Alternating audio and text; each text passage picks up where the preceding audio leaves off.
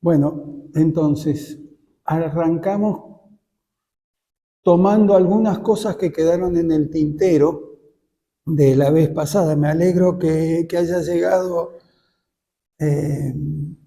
Adriana, porque ella es la que había planteado el tema de qué pasa con una nueva concepción ética vinculada con el tema de derechos humanos. Dicho sea de paso, ustedes habrán visto que nuestro presidente, a título personal, porque esto no fue nunca parte de lo que se debatió ni piensa el pueblo de nuestro país, se distanció del programa de derechos humanos de las Naciones Unidas. Con lo cual, lo que decíamos de que esto es un consenso, evidentemente no lo es para las máximas autoridades de nuestro país, ¿no? Curiosamente.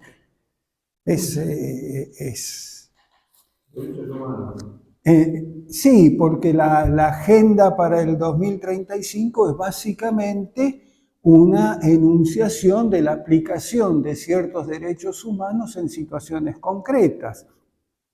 Cuestiones ecológicas, cuestiones de igualdad, cuestiones de distribución del ingreso, cuestiones de salud, cuestiones de igualdad de género, son las que están planteadas allí, que son la forma de llevar a la vida concreta lo enunciado en forma más jurídica en la Declaración de los Derechos Humanos.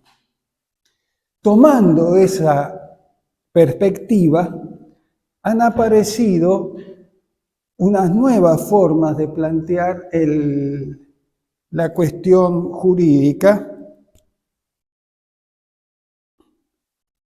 a partir del reconocimiento de la dignidad propia de todo ser humano como la base de la justicia.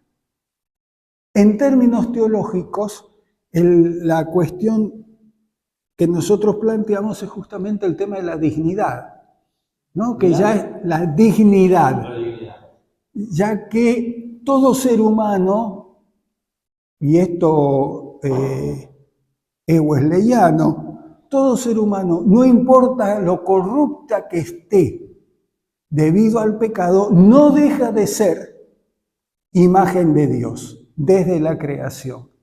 Y por lo tanto debe ser cuidado y respetado como imagen de Dios a pesar de su corrupción. ¿No? De ahí que Wesley se planteaba, por ejemplo, la visitación a las cárceles. Adelante, sí, por favor.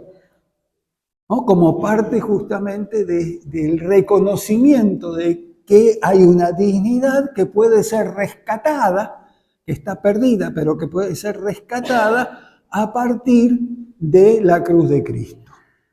¿No es cierto? Que nos libera del pecado y de la muerte, Pablo. Bien, entonces, para los cristianos, esta búsqueda, adelante, buen día. Esta búsqueda de lo que jurídicamente se plantea como derecho tiene base en el concepto de dignidad, ¿no? Y dentro de eso se han planteado algunas líneas adicionales en torno de la justicia. Una de ellas es lo que se llama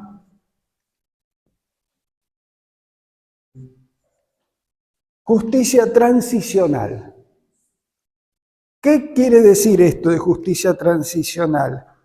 ¿Cómo pasar de una justicia que no tenía en cuenta la dignidad de los seres humanos previa a la Declaración Universal de los Derechos Humanos o de gobiernos que las ignoraron, a una justicia que sí tome en cuenta esto? Por eso se llama transicional, porque es de la transición entre dos paradigmas de justicia.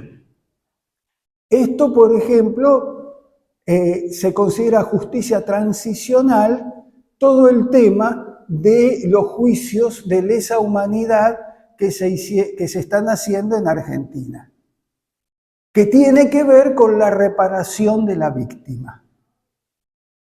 O los juicios por la verdad que se hicieron en Sudáfrica, que son distintos, porque los que se hicieron en Sudáfrica, lo que se planteó es, digan lo que pasó, si dicen la verdad, no los vamos a sancionar. Mientras que en Argentina se dijo, vamos a demostrar el hecho criminal y vamos a sancionar. Y lo que vamos a hacer una sanción más leve para quien reconozca, ¿no? Y en distintos países, con distintas formas, se ha planteado este tema de la justicia transicional. Se la llama así, ¿no es cierto? Y tiene que ver justamente con recuperar en el ámbito del derecho, en el ámbito del Poder Judicial, los derechos humanos como base del derecho penal, ¿no? Lo cual ha llevado a toda una discusión que en nuestro país conocemos bien, por todo el tema también de lo que se ha llamado de alguna manera una justicia permisiva, ¿no es cierto? Todas las acusaciones que se le han hecho a Zaffaroni de que efectivamente, de ser garantista, ¿no? Y bueno, justamente si algo tiene que hacer la justicia es garantizar, ¿no es cierto?, la dignidad de todos los seres humanos, como diría Wesley, no importa cuánto los haya corrompido el pecado, ¿no? Pero la dignidad humana no puede ser puesta en juego, ¿no?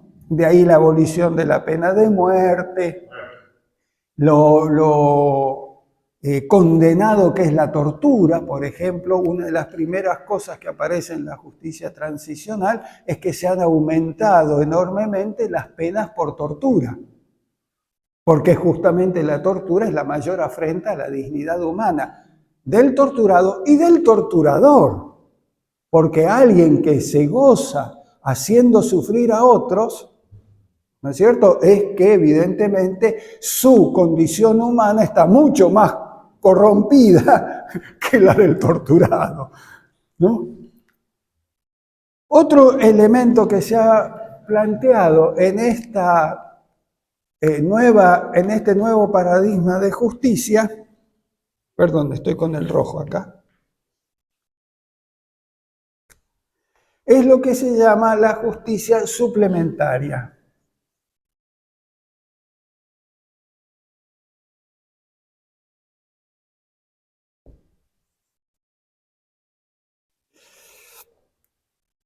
¿Qué quiere decir la justicia suplementaria?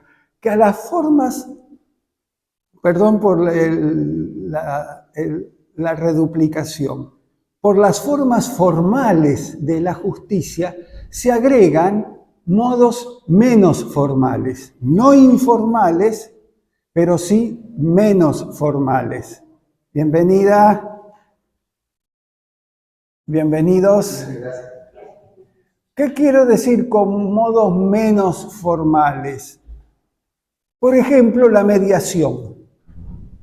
Ustedes saben que, qué sé yo, lo cuento lo que me pasó a mí, un pequeño accidente de tránsito. Una moto me choca, la chica se cae, se lastima, pide una reparación. No correspondía porque la responsable fue ella, pero de todas maneras, jurídicamente pide una reparación, que obviamente cubría el seguro. ¿Cuál es el primer paso?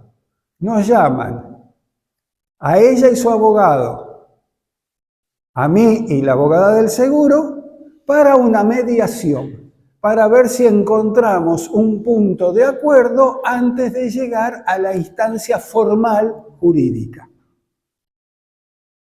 ¿no? Y ustedes habrán visto, por ejemplo, en todas las situaciones, no solamente penales, las administrativas, ¿no? Entre un cliente disconforme y el vendedor o quien fuera, si hay una cuestión de distancia, primero se llama una mediación, a ver si se encuentra un punto intermedio, ¿no es cierto?, en el cual ambos estén de acuerdo sin llegar a la instancia judicial, ¿no? Entonces, esto que se llama justicia suplementaria. También se ha hablado de justicia suplementaria o complementaria, depende del país. Por ejemplo, en España creo que lo llaman justicia complementaria. También se ha hablado de esto, por ejemplo, con respecto a algunos beneficios sociales. Por ejemplo, frente a la discapacidad, se da un beneficio suplementario, que no es el que tenemos todos los demás, pero para tratar de suplementar esa, entre comillas, deficiencia que produce la discapacidad, se añade un plus. Por ejemplo, la posibilidad de viajar gratis en el transporte público, ¿no? O un plus a la pensión que podrían recibir, ¿no? Entonces ahí también se habla en el plano justamente de la justicia social, que es otro elemento que según nuestro presidente es algo maldito, lo dijo ayer, ¿no? Se añade este suplemento para buscar la igualdad, o al menos compensar, también se la llama justicia complementaria o compensatoria, para compensar algunas de las desigualdades que produce la participación en la sociedad. Otro elemento muy marcado hoy también es la llamada justicia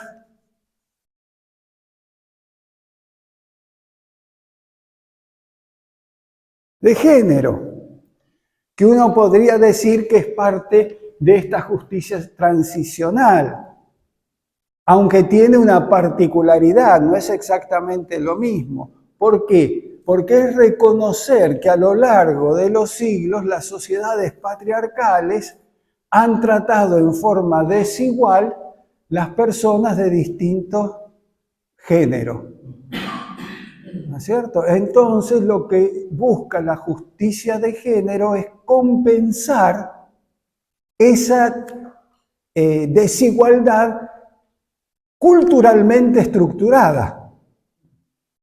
Porque no es una desigualdad que se produjo de casualidad, es una desigualdad que ha informado la cultura y por lo tanto, aún incluso más allá de las leyes, sigue existiendo el prejuicio, sigue existiendo la distinción. Basta verlo, por ejemplo, cuando uno analiza los índices de pobreza. Va a ver que la participación femenina en la pobreza es mucho mayor. Que la participación en la masa salarial de las mujeres es mucho menor.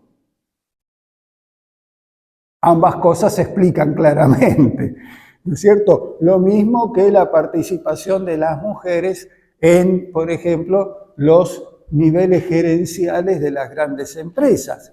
Esto obviamente no puede ser parte de una justicia legal. Una ley no puede decir tal empresa deberá tener 6 gerentas mujeres, ¿no es cierto? Pero está establecido en la cultura. Entonces, pensar la justicia de género significa repensar la cultura, no solamente la ley.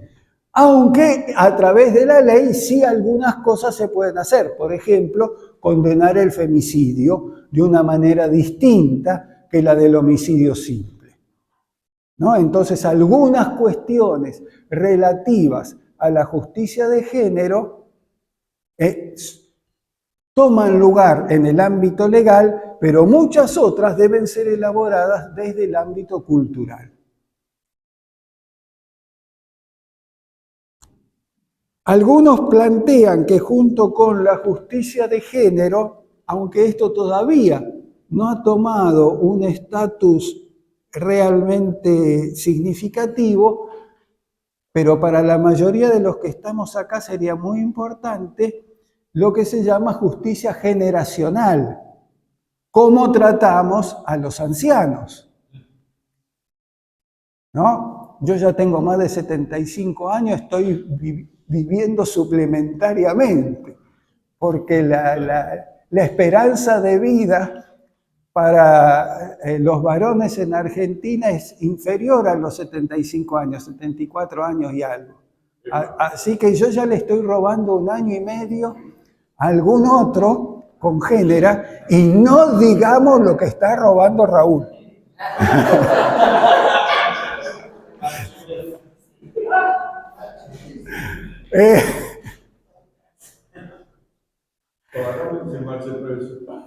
Sí.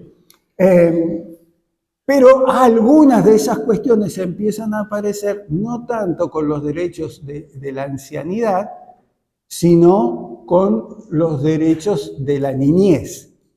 Con la Declaración Universal de los Derechos del Niño, la prioridad fundamental al niño, ¿no es cierto? Sin querer ser político, digamos que en nuestro país quien inicia esto fue una persona que declaró los derechos fundamentales de los ancianos y de los niños. Los únicos privilegiados son los ancianos y los niños, que después obviamente fue objeto entonces de toda clase de odio por decir y hacer eso, ¿no? Pero se adelanta de alguna manera, se adelanta no, pero es la primera persona que encarna de una forma muy fuerte esta idea de los derechos generacionales, que todavía están bastante en aguas de borrajas en muchas cuestiones. Como dijo uno, efectivamente para el capitalismo ni los niños ni los ancianos son productivos, por lo tanto carecen de derechos. ¿No? Porque en la idea de que lo único que importa es el lucro, cosa que decíamos la vez pasada, para la justicia quien no produce lucro no importa. Para la justicia entendida desde ese lugar. El otro elemento que quiero destacar, que hoy en día se plantea muy fuertemente,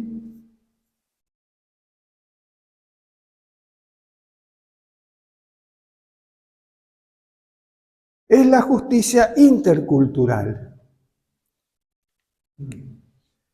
que en algunos países, en nuestra América Latina, ha tomado mucho desarrollo, especialmente en Bolivia y Ecuador, a tal punto de ser incluidas en la constitución de esos países, tiene que ver qué cosa es justicia para una cultura y qué cosa es justicia para otra. Porque las formas de la justicia, de la comprensión de lo que es justo y de cómo opera la sociedad para afirmar lo que es justo, es distinto en distintas culturas.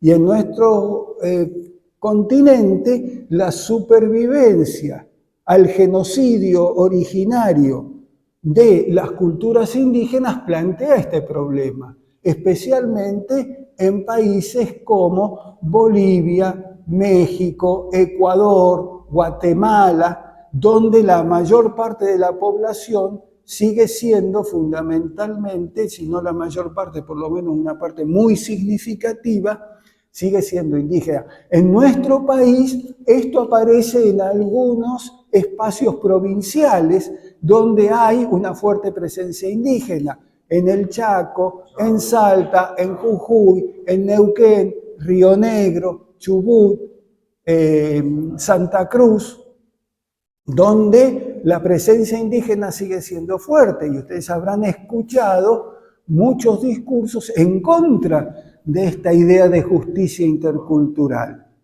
¿No es cierto? que es lo que se plantea, la necesidad de que las poblaciones indígenas se asimilen. ¿Qué significa que se asimilen? Que renuncien a la propia cultura para aceptar la cultura dominante y hegemónica. ¿No? Claro. Entonces la pregunta es, en Bolivia, bueno, hay mucha discusión,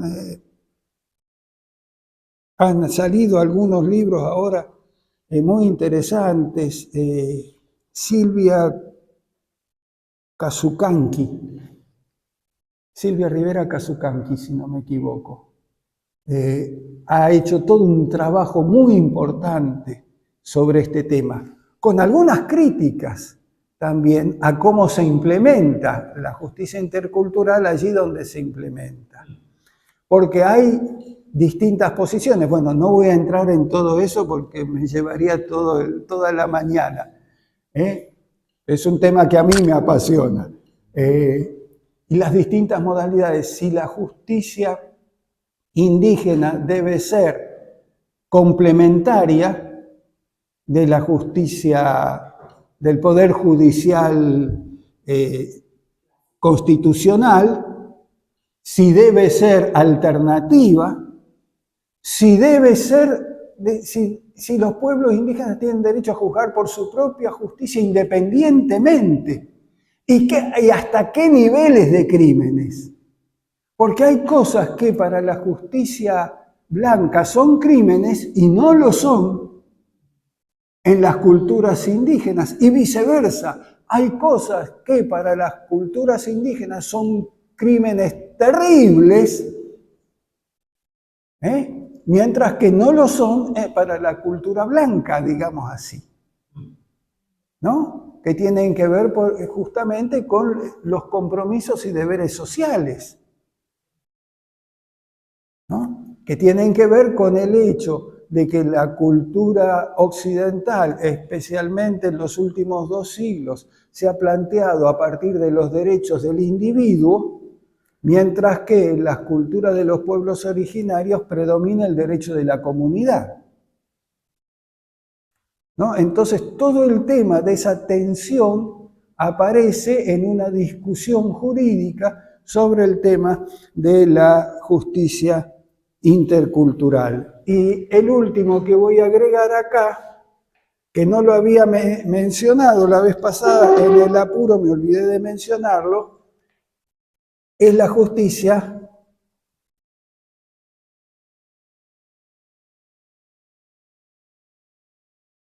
comunicacional, que hoy en día está fuertemente planteada con todo el tema de la posverdad. ¿Es judiciable la mentira difundida por las redes? Es todo un problema ese,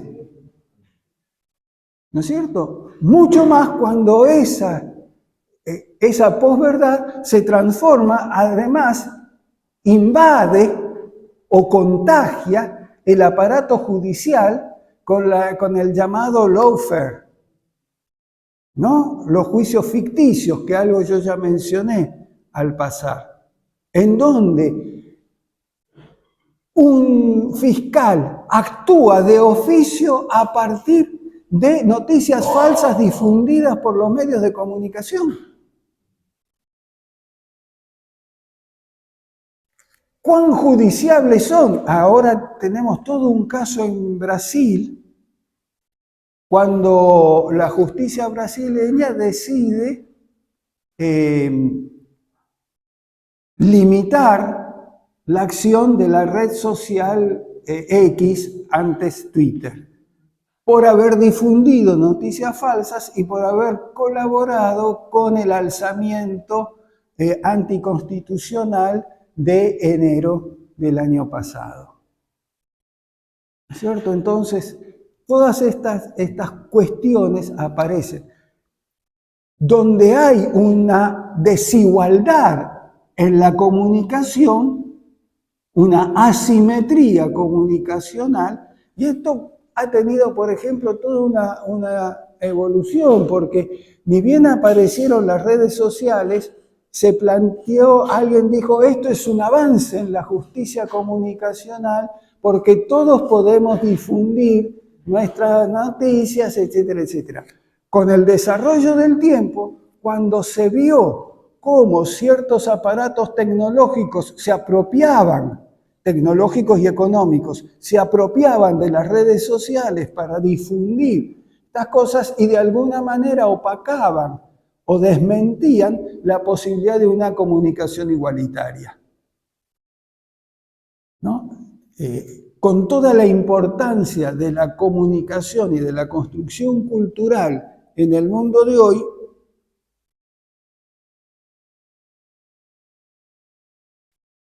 el tema de la justicia comunicacional pasa a tener una importancia decisiva.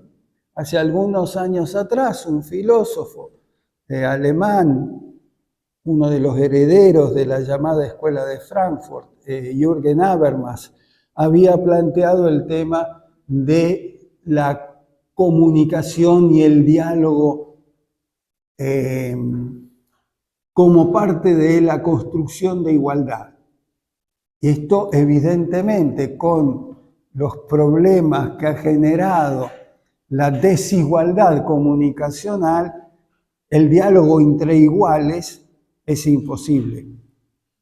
Y esto también se ha planteado en el mundo ecuménico. Yo lo dije en una reunión ecuménica y casi me arrancan las orejas. Por no decir otra cosa, pues, estamos en un ámbito educado de iglesia. Cuando dije que no había diálogo ecuménico, mientras haya una iglesia que diga, nosotros poseemos la verdad y los dogmas verdaderos y estamos dispuestos a dialogar, pero a partir de esto. Entonces, esa desigualdad, ¿no es cierto? Nosotros somos los únicos que celebramos correctamente la comunión, etcétera, etcétera. Entonces, estamos abiertos a que todos vengan y reconozcan esto, por eso somos ecuménicos. En el fondo, la que se planteó como la gran encíclica ecuménica de Juan Pablo II, Ut Unum Sint, se llama, dice eso. ¿No? Y yo siempre, en diálogo con algunos hermanos y hermanas católicas muy honestos, les decía, hace una encíclica convocando a la unidad de los cristianos y termina en su último párrafo con una invocación a María. Con lo cual, ya de hecho, sacó a todo el protestantismo de ese diálogo. Punto. ¿No? Entonces, aún en el ámbito de nuestras iglesias, el tema de la justicia comunicacional es importante. Por eso yo soy tan partidario del llamado sermón dialogado. ¿No es cierto? Porque también tiene que ver en la forma en que nos comunicamos dentro de la vida litúrgica. Si hay un poseedor de la interpretación correcta de la palabra, o si la interpretación correcta de la palabra surge del diálogo comunitario. ¿No? Ahí hay una cuestión.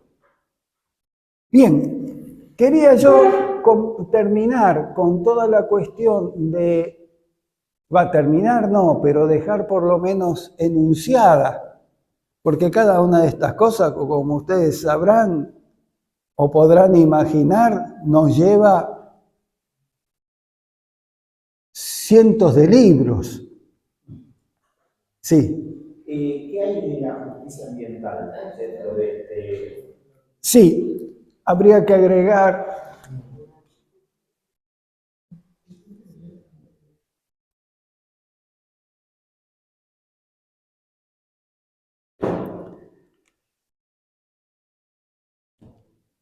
Algunos, gracias por recordármelo, algunos integran el tema de la justicia ambiental en relación con la justicia intercultural, en función justamente de que las distintas culturas tienen distintas maneras de entender su relación con el ambiente. ¿No es cierto? No. Pero también vale la pena, en todo caso, marcar una diferenciación. Nuevamente, cuando vamos, ¿por qué la cultura ambiental aparece como nueva? Porque cuando vamos a la cultura dominante de la producción capitalista, y perdonen que yo insista sobre esto, pero es el sistema económico hoy dominante en el mundo. La naturaleza es un recurso, recursos naturales. En la medida en que es un recurso, es un medio para otro fin. ¿Y cuál es ese fin? El incremento de la cuenta capital. Hasta los seres humanos son recursos. La oficina que trata la contratación y la relación con los trabajadores, ¿cómo se llama? Recursos humanos. Los seres humanos son un recurso. ¿Y cómo se llama el Ministerio de Desarrollo Social en nuestro país? Capital humano. Los seres humanos son parte del capital. No podrían cuidar un poquito más, ya que son parte del capital. El capital se cuida en la medida que produce. Por eso, salud y educación son incluidos dentro de capital humano. ¿Por qué? Porque lo importante es tener un capital humano que esté saludable y formado. Y si no está saludable y formado, no interesa. Porque no es productivo. ¿No es cierto? Es decir, la contabilidad capitalista. Hay un escrito que acabo de hacer, justamente hará un mes. Ahora pronto lo voy a poner en las redes, ¿no? Donde desarrollo todas estas cuestiones, ¿no? Pero bueno, nos llevaría a otro lugar de discusión. Pero ustedes pueden ver cómo todas estas formas aparecen justamente en una pregunta sobre la cuestión de la dignidad. ¿Que estoy yo saliéndome de la teología y entrando en política al decir esto? A mi entender, no. ¿Por qué? Porque yo estoy reivindicando un concepto bíblico, que es el de la dignidad de todo ser humano, por ser creado a imagen y semejanza de Dios. Más allá de cuánto se haya corrompido, sigue siendo un ser humano y tiene entonces que ser considerado como parte de la comunidad humana. No en función de lo que produce, no en función del color de piel, no en función de su ideología, no en función de su género, no en función de su clase social, sino en función de su condición de ser humano. Y por lo tanto, de hijo e hija de Dios.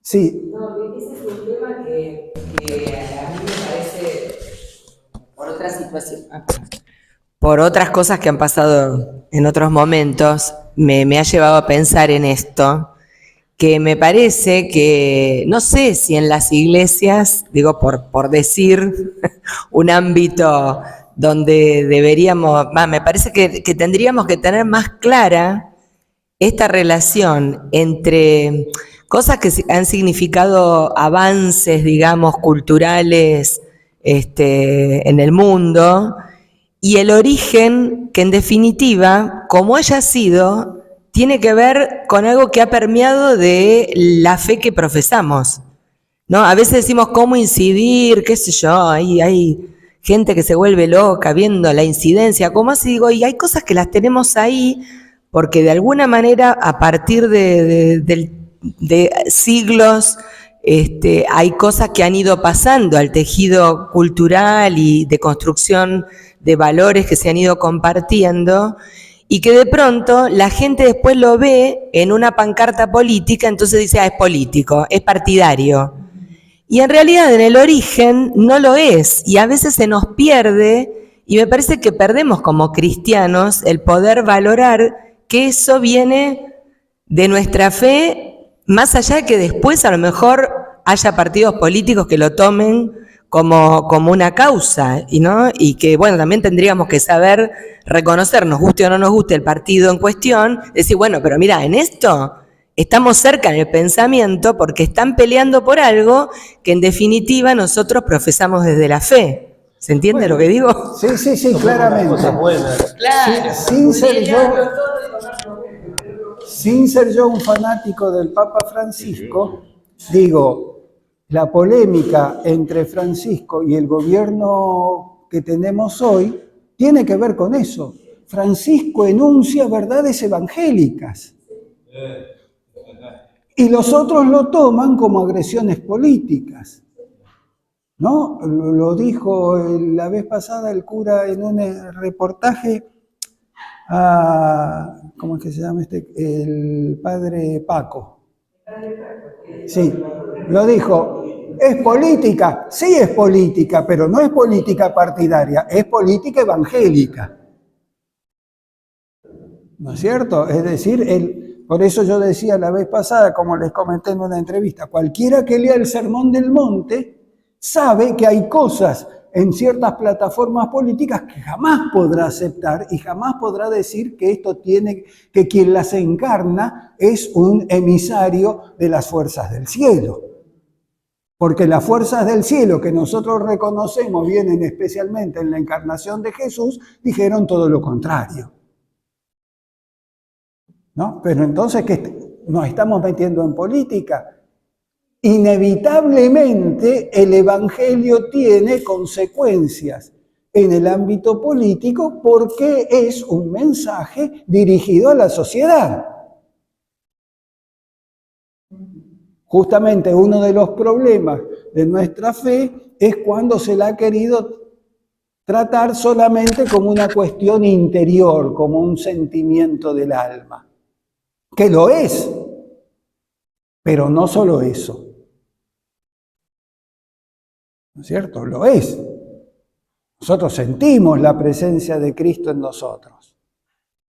Pero justamente esa presencia de Cristo en nosotros nos hace actuar, pensar, vivir, comprometernos de otras maneras.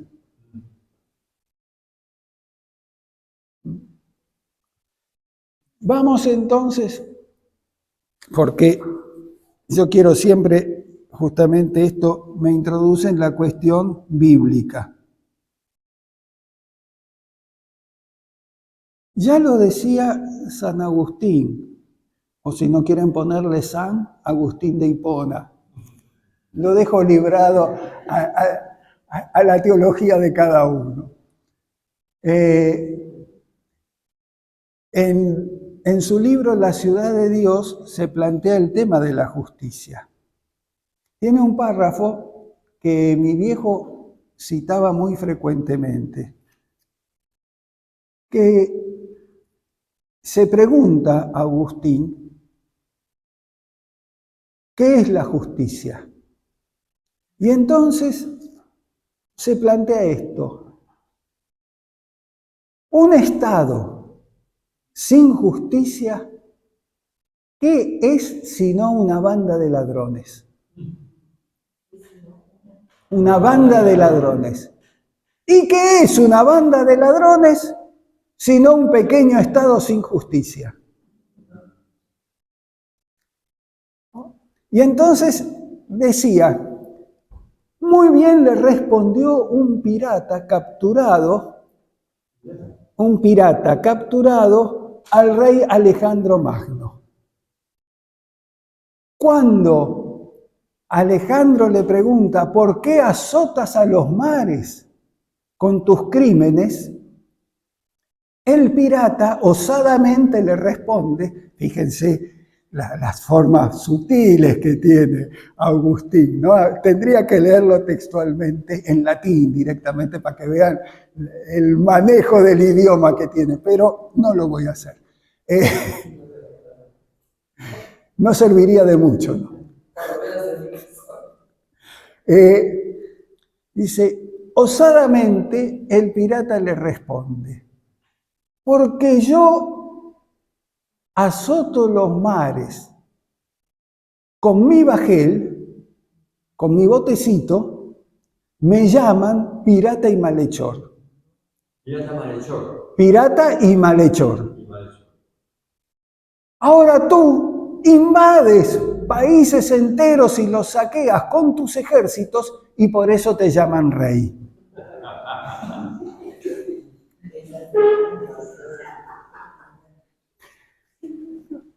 Entonces, eso plantea justamente Agustín en torno de qué es la justicia. Y obviamente desgrana entonces una visión bíblica, cristiana, de la justicia con todos los elementos, digamos, platónicos que tiene, o neoplatónicos que tiene la teología de Agustín, que no voy a entrar en ello, obviamente. Pero sí quisiera retomar esta línea de qué es la justicia que planteamos originalmente en términos bíblicos. Y hablamos de la justicia en la filosofía, partiendo de Aristóteles, de Platón y Aristóteles, ¿recuerdan? Obviamente, nosotros lo planteamos no desde la filosofía, sino desde la teología. ¿Qué es la justicia en la teología? Mucho de esto ya lo vimos en el último encuentro del ciclo anterior, cuando hablamos de cuatro mandatos misioneros. El último era busquen el reino de Dios y su justicia. ¿No es cierto? Para quienes no estuvieron, lo pueden ver en mi página. Está subido gracias al trabajo de Manuel. Y ahí repasar algunas cuestiones. Pero para resumir, la dimensión teológica de la justicia, llevada a su esencia, es asegurar el cumplimiento de la voluntad del Creador. El cumplimiento de la voluntad del Creador. ¿Qué quiso? Lo voy a poner en un lenguaje muy humano. ¿Qué quiso hacer Dios cuando creó el mundo, el cosmos, la tierra y el ser humano? Y que terminó diciendo, y vio que todo era bueno, y bueno en gran manera, y muy bueno. Entonces, seguir manteniendo la bondad de la creación es la justicia. Y que tiene que ver con todos estos elementos que hemos planteado. Justicia de género, varón y mujer los creó, ambos a imagen de Dios. Justicia intercultural, se fundieron los distintos pueblos y justamente Babel hay que leerlo no como una condena, sino al contrario, como un acto liberador de Dios que permite que cada pueblo mantenga su identidad. ¿No es cierto? Hablamos de justicia comunicacional y le dio al ser humano la capacidad de hablar y nombrar, ¿no? Ni que hablar de justicia ambiental, ni que hablar de la reparación de la víctima, aún de la víctima del asesinato. La pregunta Caín, ¿dónde está tu hermano? Si nosotros miramos el relato creacional en los primeros 10 capítulos de la Biblia, vamos a ver que todos estos elementos, ¿cierto?, aparecen como parte de la voluntad del Creador. ¿Eh? La justicia es lo que preserva la vida. Nada hay más contrario a la justicia que la pena de muerte. Esto es lo que claramente ve Pablo. Por eso dice, la ley que condena no puede ser la última forma de la justicia de Dios. ¿Ya es la hora? No. Te veo aparecer a vos y es como que sonara un timbre.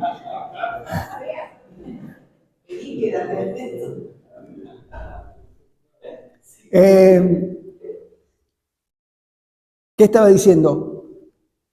Pablo lo ve claramente y dice, si la justicia termina en la condena y en la muerte, entonces no es la voluntad de Dios.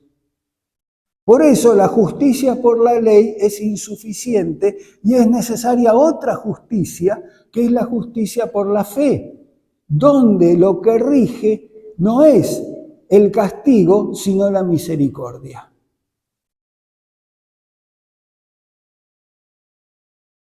Donde lo que rige no es el precio, sino la gracia. Y, volviendo entonces, no hay mercado de lo gratuito. El mercado es el lugar donde se fija precio. La fe es el lugar donde se obra por la gracia, por lo gratuito. La ética de la fe es contraria a la ética del mercado, donde todo tiene precio, mientras que la salvación es gratuita, es por misericordia, es por la gracia de Dios. Esto aparece en una parábola de Jesús, que es la parábola que está en Mateo 20, que es la parábola del dueño de una viña que llama a obreros a distintas horas. Que justamente esa parábola está precedida y cerrada por la expresión los primeros serán últimos y los últimos primeros. ¿Recuerdan la parábola? ¿No es cierto? Un señor sale a contratar obreros a primera hora, les dice, te pagaré lo que sea justo, vengan a trabajar. Al mediodía sale, ve que hay otra gente sin trabajar y le dice, ve a mi viña y te pagaré lo que sea justo. Y ya cuando queda nada más que 1 o 2 horas para trabajar, va nuevamente a la plaza, encuentra a otros desocupados, les pregunta, ¿qué hacen ustedes acá? Nadie nos dio trabajo. Bueno, no importa, vayan a mi viña y yo les pagaré lo que sea justo. Llega el momento final y empieza a pagarle a los últimos, serán primeros. Lo que está enunciado en la... ¿Y qué le paga a los últimos? Un jornal completo. Y a los otros, un jornal completo. Y a los primeros, un jornal completo. Y los primeros dicen, epa, amigo, yo trabajé todo el día y me pagás lo mismo que estos que solamente trabajaron 1 hora, cuando ya no había el calor del sol. ¿Y cuál es la respuesta del patrón?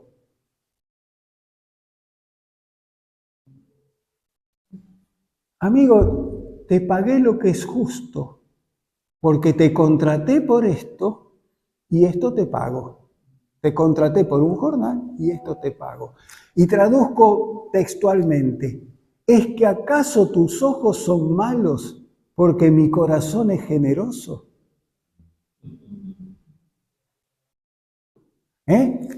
Envidia viene de ahí, ¿no? Envidio, viendo.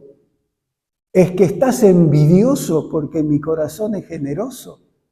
Me salió un versito. Es decir, yo tengo que asegurar la vida de estas familias.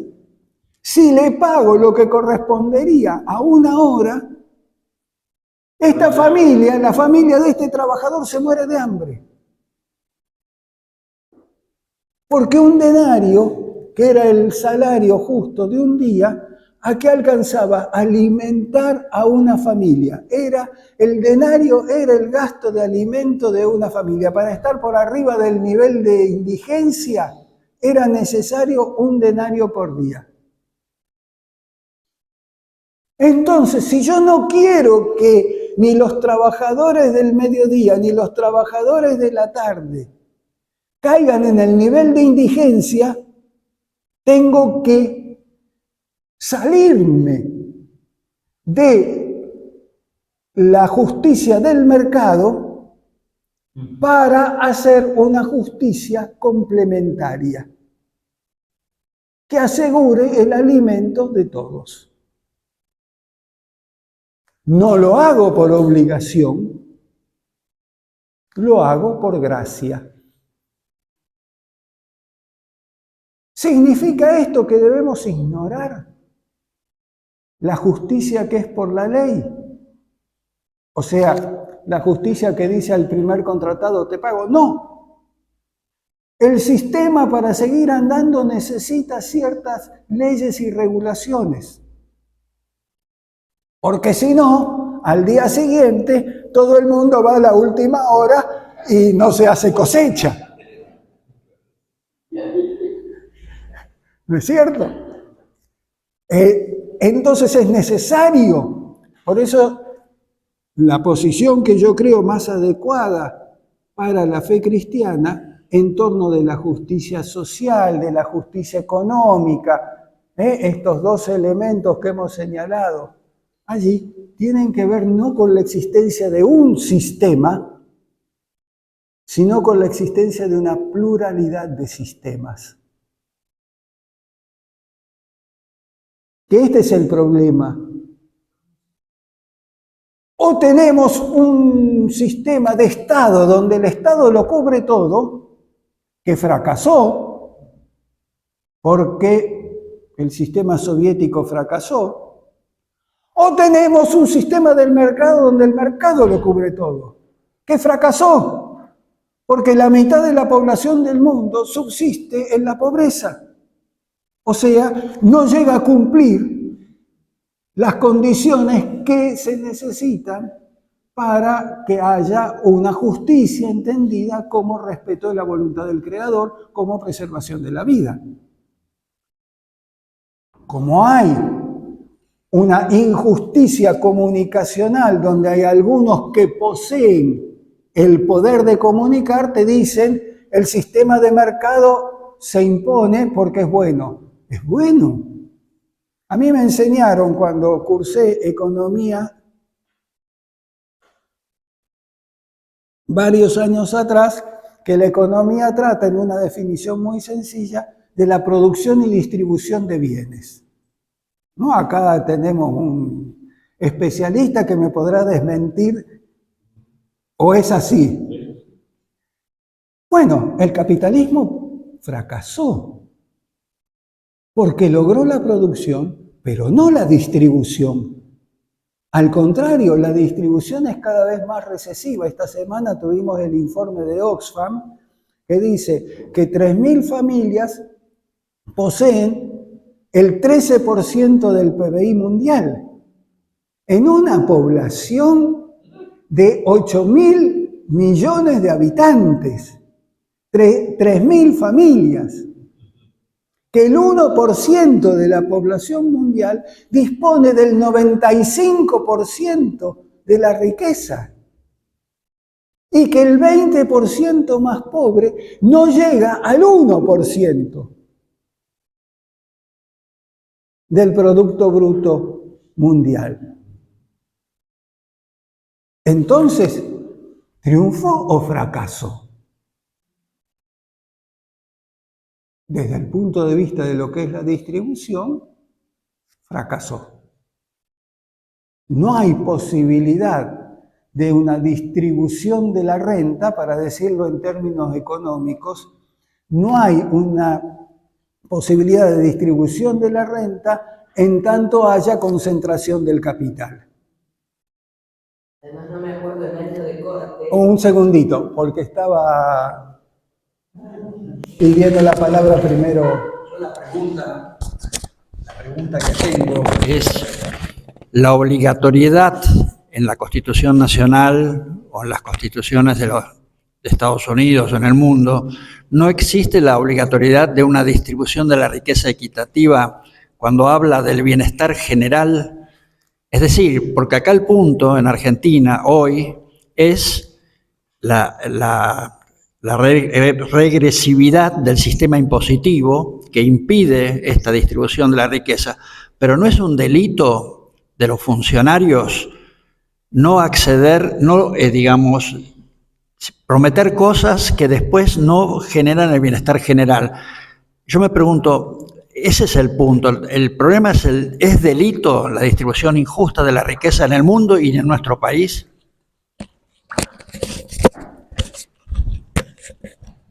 Si me preguntás a mí, la respuesta es más que obvio. Diría más, si le preguntás a la Biblia tomada en su conjunto. ¿Recuerdan que vimos, por ejemplo, el tema de que la tierra tenía que ser redistribuida cada 50 años? Que las deudas debían perdonarse cada 7 años, que los esclavos debían dejarse ir libres cada 7 años y además se les debía dar algo para que pudieran subsistir durante un tiempo. Ahora sí. Entonces, obviamente que hay ahí. La Constitución dice contribuir en su preámbulo. En su preámbulo dice contribuir al bienestar general. Entonces se está violando, cuando no se asegura el bienestar general, obviamente se está violando el mandato constitucional. Pero, tomando en términos seculares, en términos legales, en términos bíblicos es más grave todavía. Bueno, ese ya es otro tema. ¿Por qué? Porque después esa manda constitucional se tiene que transformar en leyes específicas. Que obviamente hay algunas, por ejemplo, garantizadas por el artículo 14 bis de la Constitución. Pero esto nos lleva a la historia constitucional argentina. ¿Qué es lo que hace el artículo 14 bis? Que fue propuesto por los radicales, por Crisólogo Larralde, si no me equivoco. Rescata de la Constitución peronista del 49, que fue anulada por el golpe militar, rescata algunos de los principios sociales y crea el artículo 14 bis, para asegurar que en la nueva manda constitucional por lo menos se resguarden aquellas cosas que habían estado en la Constitución del 49. Y lo hace un radical. Lo hace un radical. Que hoy parece que muchos de los radicales se olvidaron de eso. ¿No es cierto?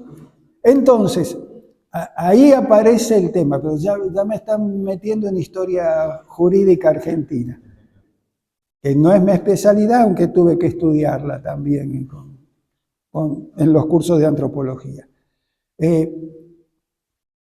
Entonces, ¿qué es lo que pasa? Esto se plasmó en algunas leyes, por ejemplo, en algunas leyes de derechos laborales, que acaban de ser derogadas. ¿No es cierto? Entonces, ni siquiera eso que está no solamente en la manda del preámbulo, sino en uno de los artículos expresos. Cuando nos dicen, volvamos a la Constitución del 53, ¿qué es lo que se está diciendo? Ignoremos todos estos elementos que se agregaron en el transcurso de ¿qué? De la aparición de una comprensión distinta de justicia. a medida que la justicia fue incorporando otros elementos producto del avance del concepto de dignidad de todas las vidas humanas.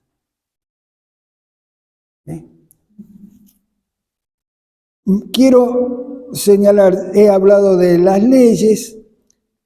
Para Pablo la ley existe, entonces, volviendo al tema de la necesidad de una regulación. Claro que existen. La ley es santa, justa y buena, dice Pablo. El problema, como dije la vez pasada, no es la ley, sino la interpretación de la ley. Si la ley debe ser interpretada desde la formalidad legal o desde la preservación de la vida. Pablo va a decir en Romanos, porque todas las leyes se resumen en esta: amarás a tu prójimo, tú eres él o ella, que es una mejor traducción. No amarás a tu prójimo como a ti mismo, sino un filósofo judío, Emmanuel Levinas, examina esta frase que está en la ley judía y que retoma Jesús y que retoma Pablo, y dice, en realidad, dice, amarás a tu prójimo, tú estás en él. El otro soy yo. Claro. Tú estás en él. Necesitas amarte a tu prójimo porque es una forma de preservar tu propia vida. ¿No? Decía Franz Hinkelhammer,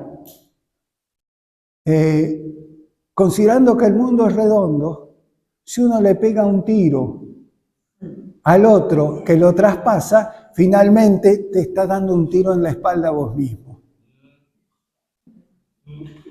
¿No?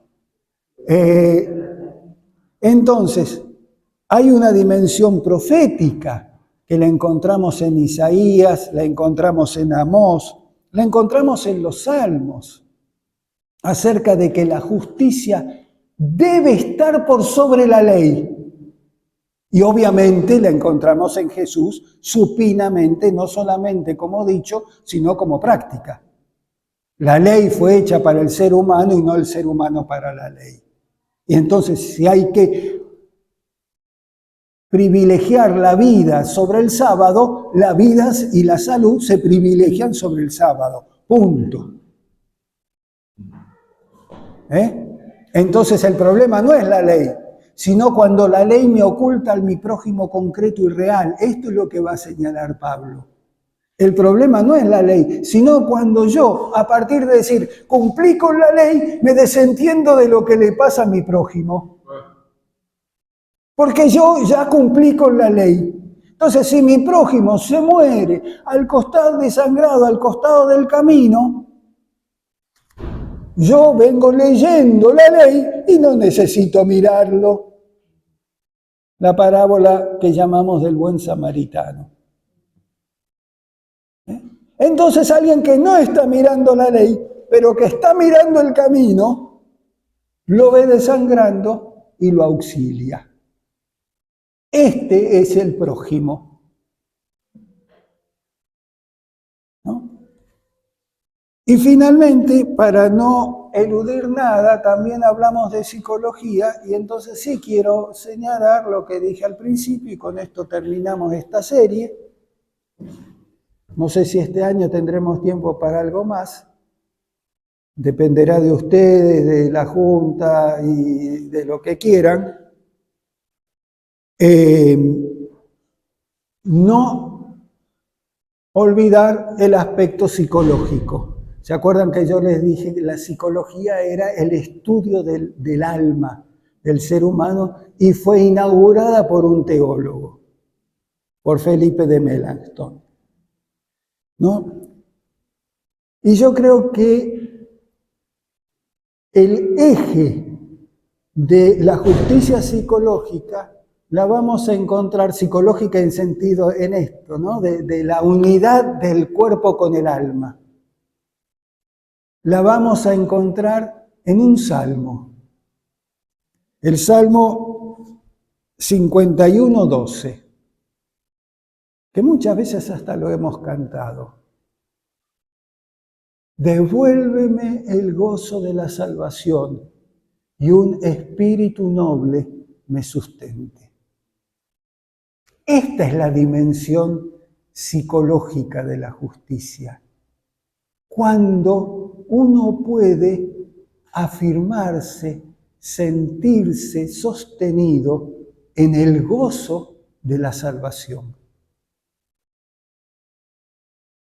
La fe cristiana no es una fe ni sacrificial, donde nos vamos a salvar haciendo sacrificios. Misericordia quiero y no sacrificio. Por lo tanto, cuando te dicen hay que sacrificarse ahora para salvarse, siempre los que se sacrifican son los mismos y los que se salvan son otros. ¿No es cierto? No, la fe bíblica y especialmente la fe cristiana es una fe del gozo de la salvación. No nos salvamos raspando como en la lotería. Nos salvamos porque podemos vivir la vida como una experiencia gozosa del don de Dios. Y para ello necesitamos un espíritu noble que nos sustente. Todas estas cosas quedan vacías si no están impregnadas del espíritu personal y comunitario de la presencia de Dios. Porque esto es lo que lo sostiene. Espíritu noble me sostenga. Entonces hay una dimensión psicológica. Por eso digo, no es que nos olvidamos, cuando planteamos todas estas cuestiones, no es que nos olvidamos de que hay una fe que tiene que ver con la presencia de Cristo en el corazón. Pero esa presencia de Cristo en el corazón me lleva a actuar de esta manera. El corazón ardiente de Wesley no eliminó su preocupación por la realidad social y dijo, no, yo ahora tengo la experiencia del corazón ardiente, me tiro para adentro, me gozo, ¿cómo era el canto que nos enseñaron de niño? Quisiera yo ser ángel, con ángeles estar, allá en el cielo mi arpa allí tocar, con melodiosas canciones cantando al Salvador. ¡Minga! Tengo que estar acá para alabar al Salvador. Porque ese es el compromiso de la fe. Por eso, cuando hablamos de libertad y justicia, estamos hablando de modos de vivir la fe. De un modo particular, inspirado en el mensaje mesiánico de Jesús. Jesús es el Mesías, no porque vino del cielo para cambiar todo, sino porque viene a traer el mensaje que permite vivir el gozo de la salvación, un espíritu noble me sustente y hacer realidad la libertad que nos da el amor al prójimo, la libertad, la justicia, que es la preservación de la vida de todos por la dignidad que Dios puso en su creación. Y aquí termino entonces este ciclo. Bueno, para los hermanos y hermanas y allegados que han seguido en estos encuentros a través del video, que no han podido participar personalmente por distintas razones o que están en otras congregaciones y han aprovechado estos momentos formativos, quería simplemente saludarles, agradecerles la posibilidad que me dan de comunicarme con ustedes y de alguna manera expresar que justamente lo que he querido presentar, especialmente en este último curso, es lo que dice de entrada, una mirada alternativa, mirar lo que está pasando en nuestro mundo y desde el Evangelio presentar otra perspectiva, otra manera de entender las cosas, otra manera de pensar, vivir el mundo en testimonio de Jesucristo, nuestro Señor. Esto ha sido la intención y espero que con esta intención sea recibida. Que el Señor les bendiga y hasta cualquier momento.